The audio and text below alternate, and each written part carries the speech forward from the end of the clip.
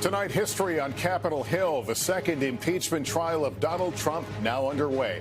The trial opening in the Capitol, the very building the former president is accused of inciting his supporters to attack. House Democrats beginning the case with the graphic video from that deadly day and using Trump's own words against him. Trump's attorneys arguing it's unconstitutional to try him out of office. What to expect as the trial moves forward? And President Biden, is he watching from the White House? The terrifying moments at a medical clinic, a gunman opening fire, multiple people injured, homemade explosives found, a suspect in custody. We'll tell you what we've learned. The state's rolling back COVID restrictions just as those highly contagious variants threaten to cause a new surge. The results of the year-long NTSB investigation into the helicopter crash that killed Kobe Bryant, his daughter, and 7 people on board. What it says about the pilot's judgment. Back-to-back storms, the new threat on the move tonight. Al Roker is tracking it.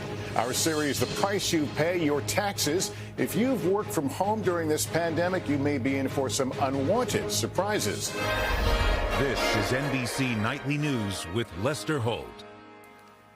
Good evening, everyone. The Senate impeachment trial of Donald Trump got underway today with House prosecutors framing their case with a powerful, emotional appeal to senators to hold Mr. Trump accountable for inciting the January 6th attack on the Capitol, opening with a graphic 13-minute-long video timeline of that fateful day. Use the shield! Use the shield! Use the shield! We need fresh patriots to the front!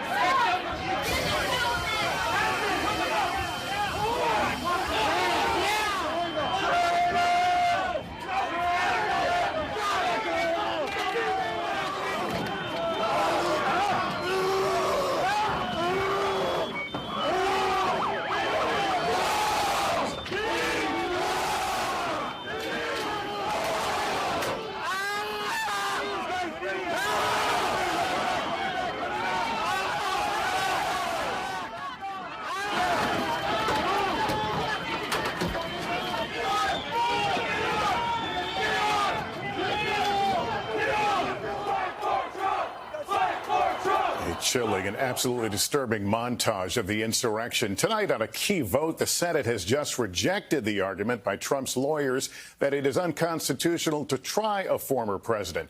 But the vote, 56-44, raising questions about whether there will be enough votes by Republicans to convict.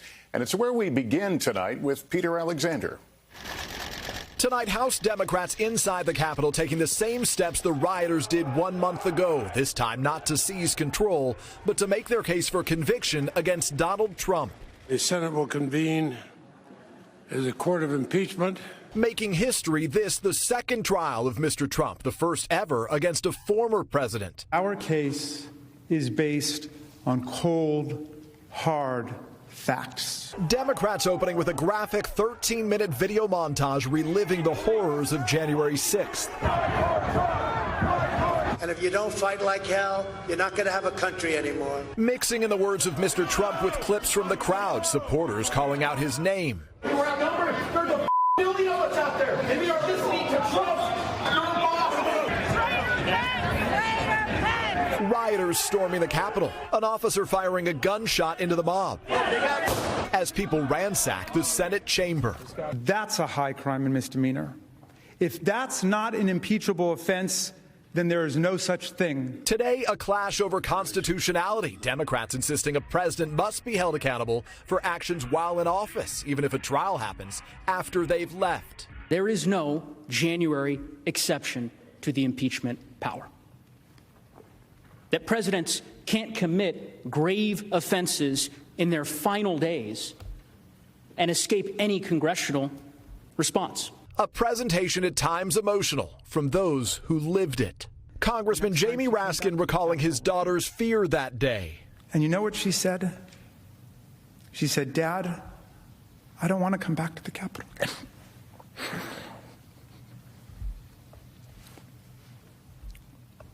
Of all the terrible, brutal things I saw and I heard on that day, and since then, that one hit me the hardest. Afterward, Mr. Trump's lawyers praising the Democrats' performance. We changed what we were going to do on account that we thought that the House manager's presentation was well done. While condemning last month's attack. What happened on January 6th and the storming and breaching of the Capitol should be denounced in the most vigorous terms. But arguing Mr. Trump never incited the violence and that it's unconstitutional to try to remove a president who's no longer in office. This idea of a January amnesty is nonsense. If my colleagues on this side of the chamber actually think that President Trump committed a criminal offense, and after he's out of office, you go and arrest him. Later slamming the Democrats for what they called splicing video. They don't need to show you movies to show you that the riot happened here. We will stipulate that it happened, and you know all about it. And blasting the Democrats' entire case as a vendetta against Mr. Trump. A great many Americans see this process for exactly what it is.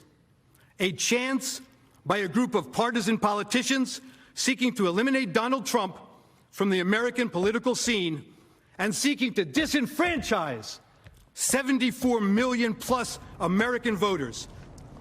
Tonight, 6 Republican senators joining Democrats voting that the trial is constitutional. One of those Republicans criticizing Mr. Trump's legal team as disorganized and random. Still, it underscores the challenge for Democrats who need 17 Republican votes to convict. Lester? All right, Peter Alexander starting us off tonight. Chuck Todd joins us now. Chuck, do you think this second impeachment will have a different result? Are the dynamics different? Well, I think the dynamics are definitely different because of what happened and the fact that those senators were eyewitnesses themselves. But, you know, using the words of Senator Bill Cassidy, who he essentially joined the other 5 Republicans believing that this was constitutional, he described the Trump legal team as disorganized and random. And I want to jump off on that point because I think if you have 4 more days of where Jamie Raskin and the House impeachment managers are basically very organized and the Trump team is this disorganized, I think you can't presume any outcome. All right, Chuck, thanks.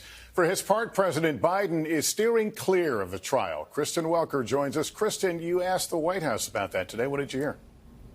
Lester, the White House insists President Biden is not paying close attention to the trial of his predecessor. And when we asked if the president thinks the trial is constitutional, his press secretary said he's not going to opine. The president has also refused to weigh in on whether Mr. Trump should be convicted. The president is trying to keep the focus on his urgent effort to build support for his $1.9 trillion COVID relief package. Today, meeting with CEOs in the Oval Office. And while the president may want to stay on the sidelines, some of his Democratic allies on Capitol Hill have privately expressed concerns about the impact the trial could have on his priorities, emphasizing their hope it'll be wrapped up quickly.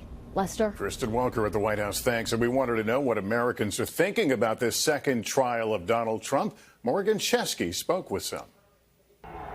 Tonight, a country sharply divided over a presidential impeachment. Trump needs to be held accountable for what he did. I'm 100% against any impeachment for Donald Trump. We spoke to Bobby Mitchell in Ohio, a military veteran who voted to re-elect Donald Trump, now worried the trial only keeps the country from uniting. Are you concerned that with this second impeachment, the division in the country only grows? Absolutely. And that's where I'm at. It only grows because now you have the right saying this is a private citizen. There is no point to impeach him. It's not going to work. Then there's Sue Ann DeVito in Pennsylvania, a small business owner who voted for Joe Biden. You supported the first impeachment. Do you support the second? Absolutely. It's important that we show our children, the country, and the world that that behavior is not okay. Our recent NBC News poll shows Americans evenly split on impeachment, while some we spoke to stress other issues should take precedence. I just wish more focus would be on the coronavirus and not on this. And tonight, despite those strong opinions, there is one thing that many told us they can't agree on, that this trial ends sooner than later. Lester? Some of the conversations underway. Morgan, thanks. In 60 seconds, the shooting at a health clinic and the explosives found, plus new answers. What caused the Kobe Bryant crash? A gunman opened fire today inside a health clinic near Minneapolis, wounding 5 before he was arrested. Aaron McLaughlin on what was found at the scene. Tonight in Buffalo, Minnesota, a city in shock after a gunman opened fire at a health clinic. Just somebody came and started shooting. At least 15 shots were fired. No further information at this time. Our hearts break today as a community. Around 11 a.m. local, the suspect, identified as 67-year-old Gregory Paul Ulrich, entered the Alina Health Clinic and started shooting. We have 3 female victims in the front entry. Vital cord, gunshot, 1 critical, 1 in the abdomen. 5 victims were shot, at least 1 killed. Male saying that he had 4 homemade explosive devices. The suspect, who claimed to be armed with explosives, quickly apprehended. Single suspect in custody. We're waiting on Minneapolis Bomb Squad to clear a device in the basically the entryway. We did find additional suspicious devices at the Super 8 motel. It's been evacuated. We've cleared the area. The suspect, known to law enforcement with a criminal record dating back to 1972. This incident was targeted at that facility or at someone within that facility. Tonight, 3 victims remain hospitalized in critical but stable condition. Aaron McLaughlin, NBC News. Now to the COVID crisis and the race to vaccinate as restrictions are eased in places and variants spread. More than 43 million shots have now been given in the U.S. and hospitalizations continue to fall, just over 80,000 now. But there are big concerns about those mutations. With more, here's Miguel Almaguer. As if the nation were turning a corner, tonight key metrics are trending in the right direction. Hospitalizations are falling across the country. The 7-day average for daily infections has not been this low in 3 months. Despite trends moving in the right direction, we remain in a very serious situation.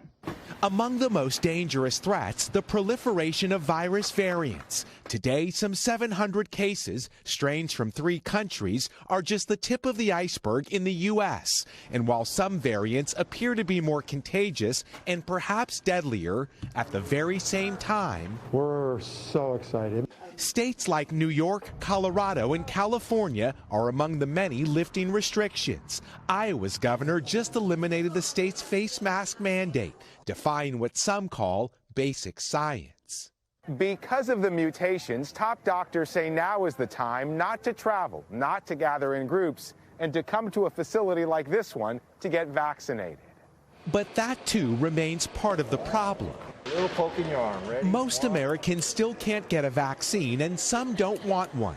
In Santa Clara County, where one of the nation's largest inoculation sites is up and running, half of the employees at the local sheriff's office have declined the shot when it's wanted most nationwide. This is a race between vaccines and variants, and that's why we're so desperate to get more supply of vaccines into more arms.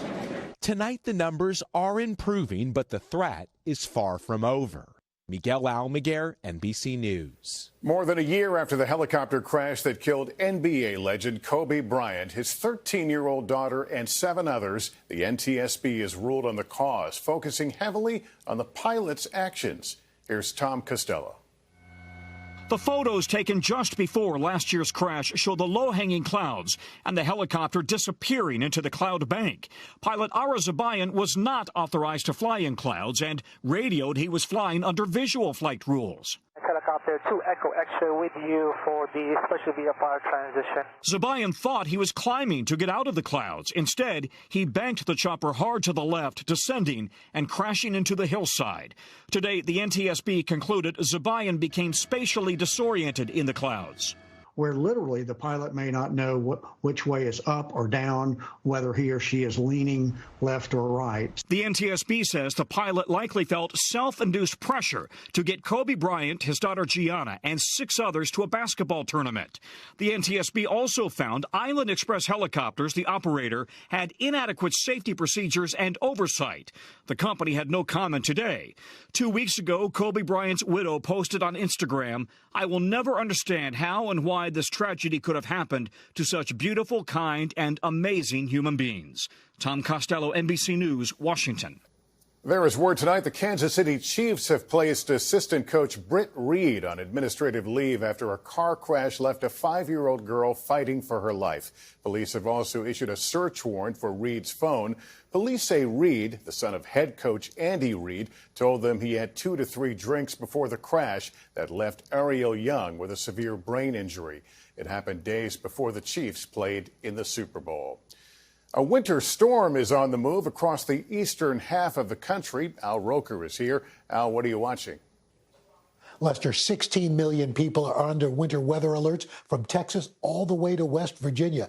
Heavy rain through Friday from Houston to Raleigh, upwards of 3 inches. We've got ice accumulations of up to 1/4 of an inch, causing big problems, power outages, and treacherous roads. And through Friday, 4 to 8 inches of snow in the Appalachians on into the mid-Atlantic states, including Washington, D.C. and Elkins, West Virginia, and another big storm behind that for the weekend for the Rockies and the Plains. Lester? All right, Al, thanks. Up next, the pandemic's impact on your taxes.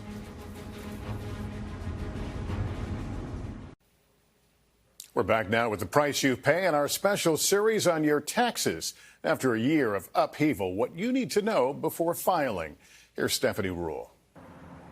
After 2 years in San Francisco, Rachel Meyer moved back east to be closer to family in New York. The one thing that didn't cross her mind when packing up? Her taxes. I am feeling a little bit nervous just because I do have to take an extra step. It's moving state from state. It's not something I've had to deal with previously with my taxes. She's one of the nearly 16 million people that filed for an address change during the pandemic. If you kept your job but moved during the pandemic, could you be on the hook to pay more taxes? Absolutely, maybe even taxes in more than one state. A lot depends on which states you've lived and worked in and how long you were there.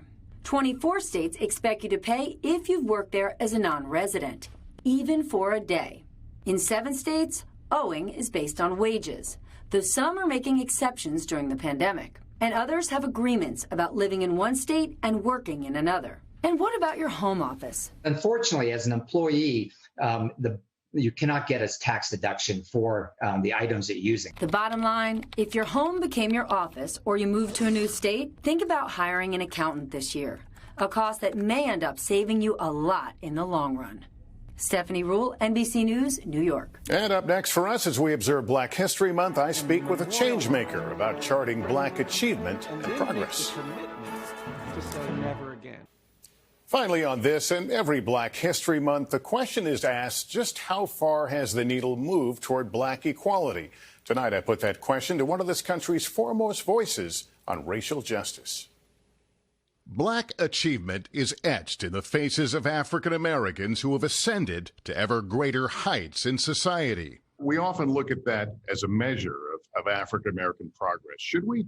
Well, I don't think we can really appreciate Black achievement until we understand the flip side of that, which is the Black struggle. I asked public interest lawyer and founder of the Equal Justice Initiative, Brian Stevenson, to help us put Black progress in perspective. When you just focus on achievement, it in many ways gives you a pass on reckoning with all of the things that have been done to make that achievement so impressive, to make that achievement so meaningful. I first met Brian in Montgomery in 2018, walking through the depths of a soul-crushing legacy, a memorial to over 4,000 lynching victims from across America. They lifted these bodies up because they wanted to torment and taunt and terrorize other people of color. When you and I visited the lynching memorial, the thing I have to tell you that struck me was how recent some of those atrocities occurred. I think the first half of the 20th century says something really remarkable about the commitment of Black people to America, because you had terror lynchings taking place all the time. 6 million Black people flee the American South and go to Cleveland and Chicago and Detroit and Los Angeles and Oakland, not as immigrants looking for economic opportunities, but as refugees and exiles from violence. And yet in the midst of all of that, we're creating new ways to cope with the trauma, but to also succeed and achieve things. And still breaking barriers today, but against echoes of the past. Consider the election of the first Black vice president came in the same year George Floyd died under the knee of a police officer. We saw just a few weeks ago people carrying emblems of resistance to racial equality like the Confederate flag attack the Capitol. Stevenson sees Black History Month as a moment for Americans to dig deeper. I want people to learn things about the history of the Black experience that they don't know. I want them to understand that there were 2 million people who died during the Middle Passage and their bodies are at the bottom of the Atlantic Ocean, and we've done nothing to acknowledge that. If communities across this country say never again can we tolerate white supremacy and racial violence and lynching and hatred and segregation, then we can get someplace that we haven't gotten to yet. A place we can all aspire to be. That's Nightly News for this Tuesday. Thank you for watching, everyone. I'm Lester Holt. Please take care of yourself and each other. Good night.